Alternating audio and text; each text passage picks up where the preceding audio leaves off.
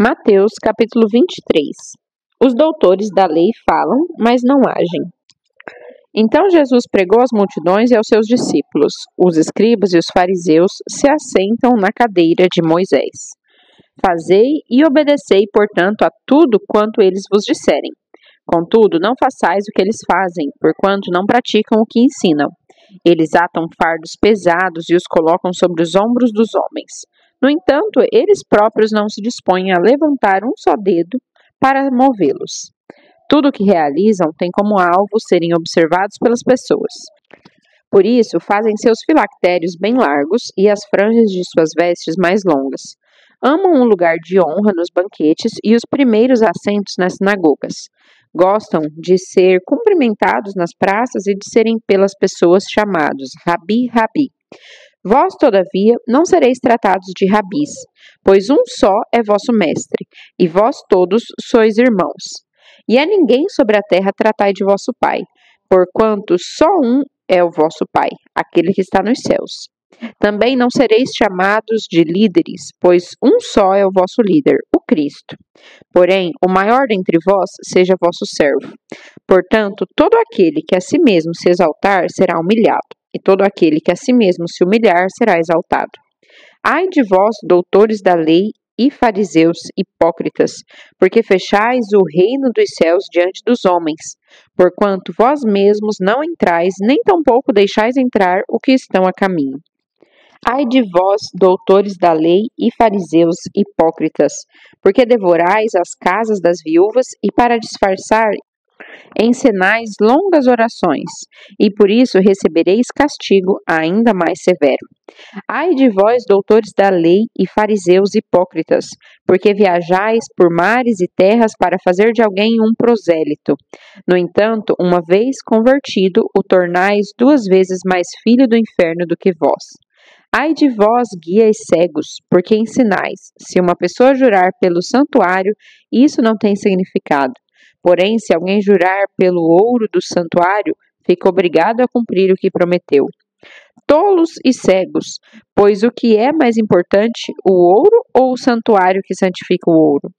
E mais, dizeis, se uma pessoa jurar pelo altar, isso nada significa. Mas, se alguém jurar pela oferta que está sobre ele, fica assim comprometido ao seu juramento.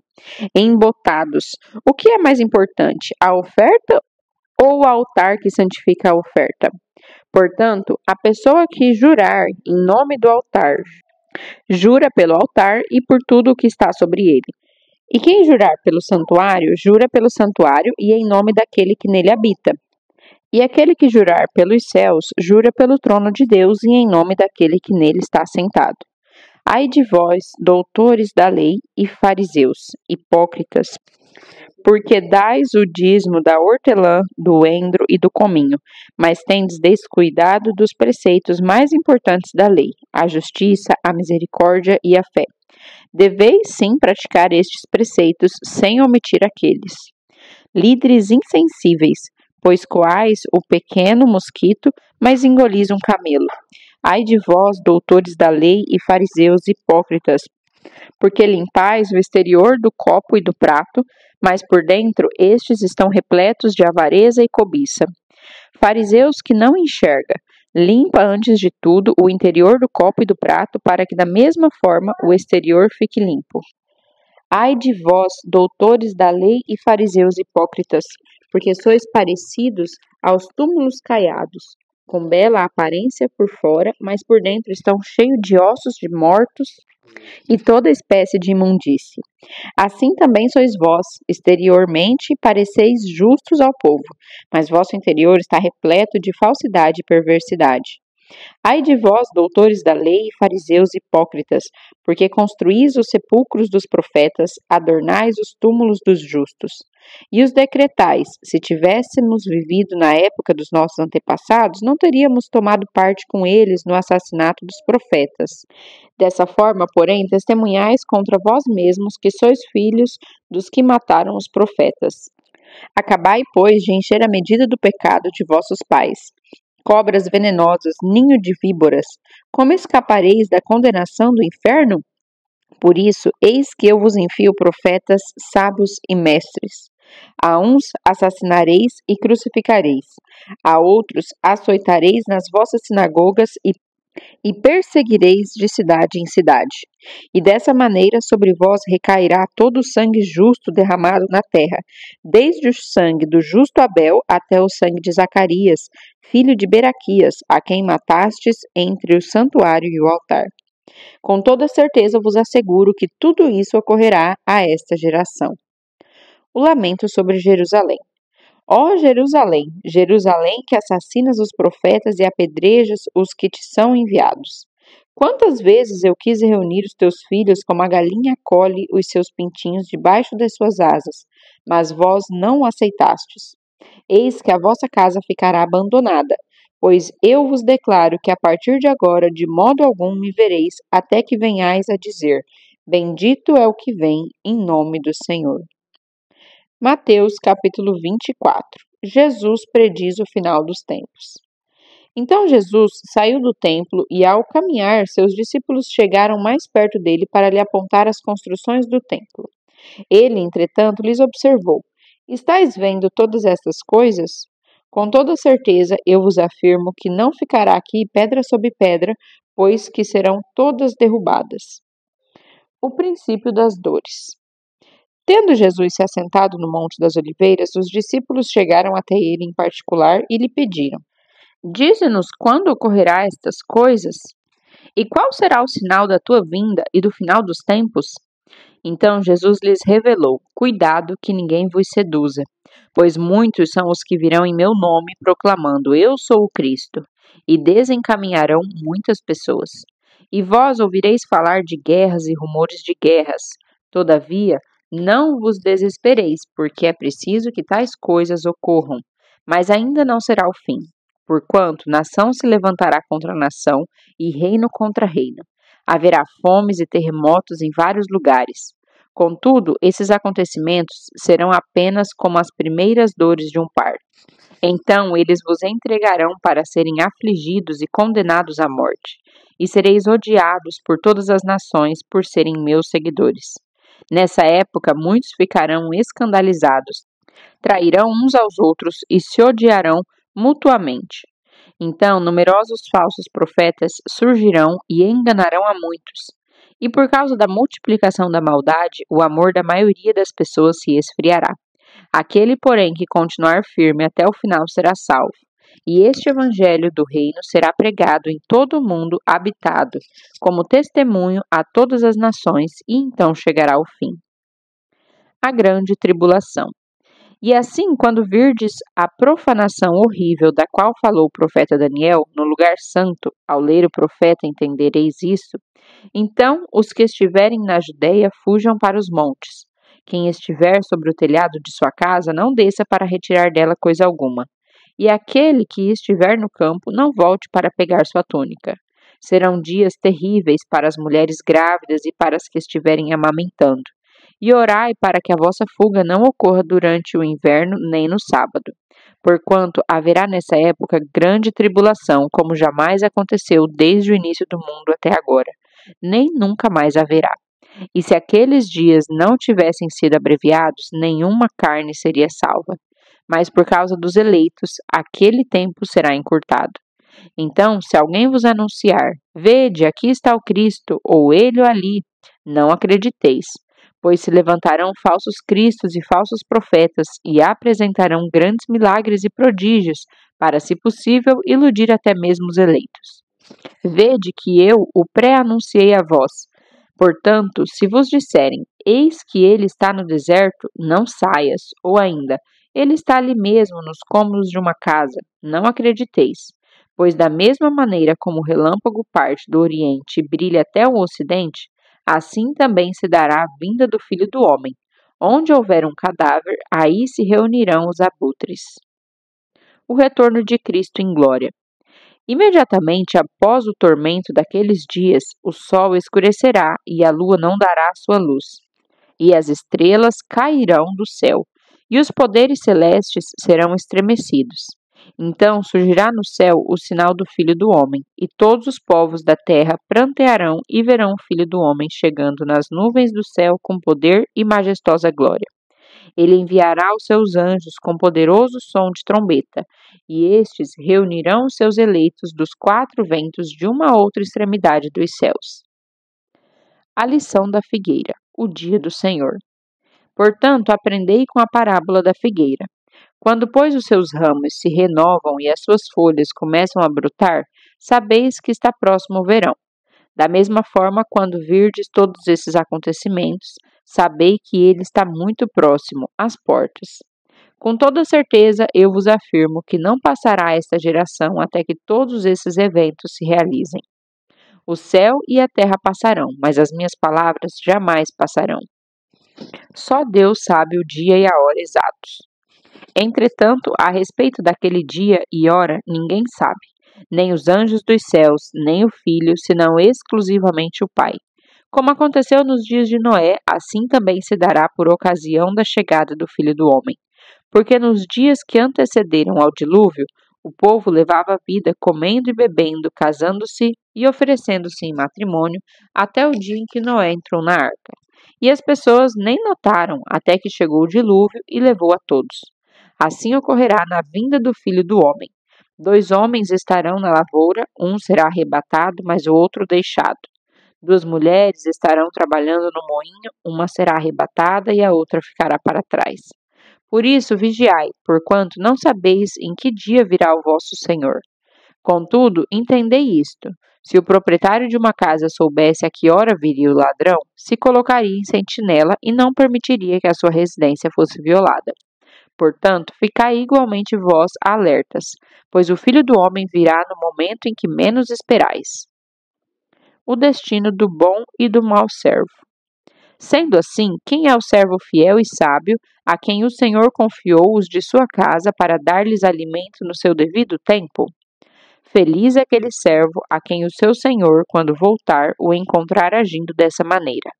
Com certeza vos afirmo que o Senhor confiará a seu servo todos os seus bens. Entretanto, supondo que esse servo, sendo mau, diga a si mesmo: meu senhor está demorando muito, e por isso passe a agredir os seus conservos e a comer e beber com beberrões. O senhor daquele servo virá num dia inesperado e numa hora que o servo desconhece.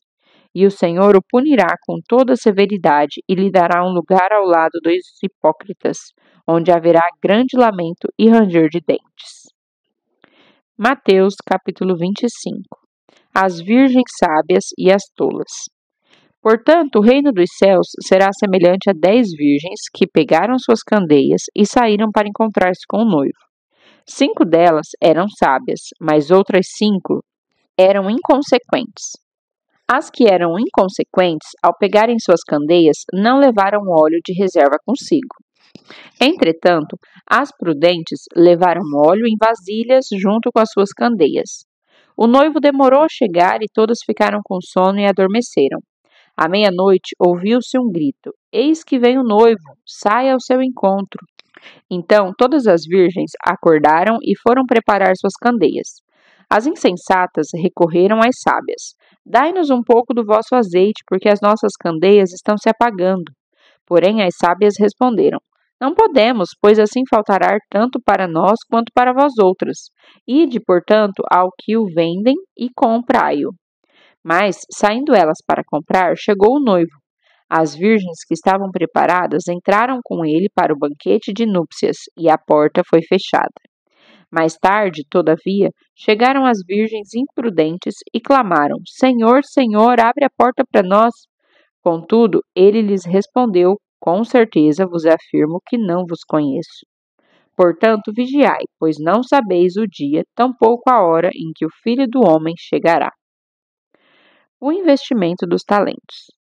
Digo também que o reino será como um senhor que, ao sair de viagem, convocou seus servos e confiou-lhes os seus bens. A um deu 5 talentos, a outro 2 e a outro 1 talento. A cada um conforme a sua capacidade pessoal, e em seguida partiu de viagem. O que havia recebido 5 talentos saiu imediatamente, investiu-os e ganhou mais 5. Da mesma forma, o que recebera 2 talentos ganhou outros 2. Entretanto, o que tinha recebido 1 talento afastou-se, cavou um buraco na terra e escondeu o dinheiro que o seu senhor havia confiado aos seus cuidados. Após um longo tempo, retornou o senhor daqueles servos e foi acertar contas com eles. Então o servo que recebera 5 talentos se aproximou do seu senhor e lhe entregou mais 5 talentos, informando: O senhor me confiou 5 talentos, eis aqui mais 5 talentos que ganhei. Respondeu-lhe o senhor: Muito bom, servo bom e fiel. Fostes fiel no pouco, muito confiarei em tuas mãos para administrar. Entra e participa da alegria do teu senhor. Assim também aproximou-se o que recebera 2 talentos e relatou: Senhor, 2 talentos me confiaste. Trago-te mais 2 talentos que ganhei. O senhor lhe disse: Muito bem, servo bom e fiel. Foste fiel no pouco, muito confiarei em tuas mãos para administrar. Entra e participa da alegria do teu senhor. Chegando finalmente o que tinha recebido apenas 1 talento, explicou: Senhor, eu te conheço, sei que és um homem severo, que colhes onde não plantastes e ajuntas onde não semeaste. Por isso tive receio e escondi no chão teu talento. Aqui está, toma de volta o que te pertence. Sentenciou-lhe, porém, o Senhor: Servo mau e negligente, sabias que colho onde não plantei e ajunto onde não semeei? Então, por isso, ao menos devias ter investido meu talento com os banqueiros, para que, quando eu retornasse, eu recebesse de volta mais os juros. Sendo assim, tirai dele o talento que lhe confiei e dai-o ao servo que agora está com 10 talentos. Pois a quem tem, mais lhe será confiado, e possuirá em abundância. Mas a quem não tem, até o que tem lhe será tirado. Quanto ao servo inútil, lançai-o para fora, às trevas. Ali haverá muito pranto e ranger de dentes. O juízo final. Quando o Filho do Homem vier em sua glória, com todos os seus anjos, então se assentará em seu trono na glória nos céus. Todas as nações serão reunidas diante dele, e ele irá separar umas das outras, como o pastor separa os bodes das ovelhas. E posicionará as ovelhas à sua direita e os bodes à sua esquerda. Então dirá o rei a todos os que estiverem à sua direita: Vinde, abençoados de meu Pai, recebei como herança o reino, o qual vos foi preparado desde a fundação do mundo. Pois tive fome e me destes de comer, tive sede e me destes de beber. Fui estrangeiro e vós me acolhestes. Quando necessitei de roupas, vós me vestistes. Estive enfermo e vós me cuidastes. Estive preso e fostes visitar-me. Então os justos desejarão saber: Mas, Senhor, quando foi que te encontramos com fome e te demos de comer? Ou com sede e te saciamos? E quando te recebemos como estrangeiro e te hospedamos? Ou necessitado de roupas e te vestimos? Ou ainda quando estiveste doente ou encarcerado e fomos ver-te? Então o rei, esclarecendo-lhes, responderá: Com toda certeza vos asseguro que sempre que o fizestes para algum destes meus irmãos, mesmo que ao menor deles, a mim o fizestes. Mas o rei ordenará aos que estiverem à sua esquerda: Malditos, apartai-vos de mim, ide para o fogo eterno, preparado para o diabo e seus anjos. Porquanto tive fome e não me destes de comer, tive sede e nada me destes de beber.